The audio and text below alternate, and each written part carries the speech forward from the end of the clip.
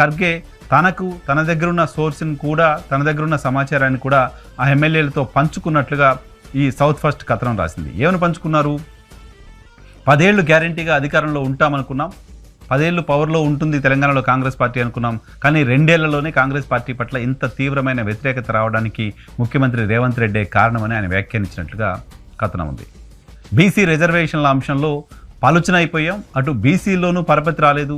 BC రిజర్వేషన్ల అంశాన్ని ముందుకు తీసుకెళ్లడం వల్ల కాంగ్రెస్ పార్టీకి అనాదిగా అండగా ఉంటూ వస్తున్న 2 ప్రధాన సామాజిక వర్గాలు కూడా కాంగ్రెస్ పార్టీకి దూరమయ్యే పరిస్థితి ఇప్పుడు వచ్చింది.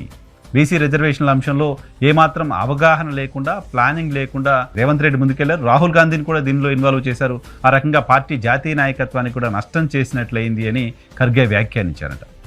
అంత మాత్రమే కాదు, తెలంగాణలో 2,500 రూపాయలు ప్రతి మహిళకి ఇస్తామని, 4,000 రూపాయలు పెన్షన్ ఇస్తామని ఇచ్చిన హామీని కూడా అమలు చేయకపోవడం అనేది కూడా నేరుగా సోనియా గాంధీయే మాట తప్పింది, సోనియా గాంధీయే మాట ఇచ్చి తెలంగాణ ప్రజల్ని మోసం చేసింది ఇలాంటి ఒక ఇంప్రెషన్ని కల్పించింది.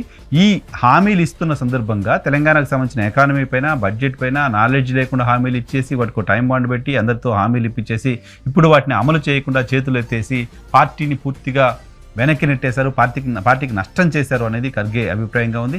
రేవంత్ రెడ్డి సెలక్షన్, ముఖ్యమంత్రిగా రేవంత్ రెడ్డి సెలక్షనే రాంగ్ సెలక్షన్గా ఖర్గే ఈ ఎమ్మెల్యేలతో వ్యాఖ్యానించినట్లుగా సమాచారం.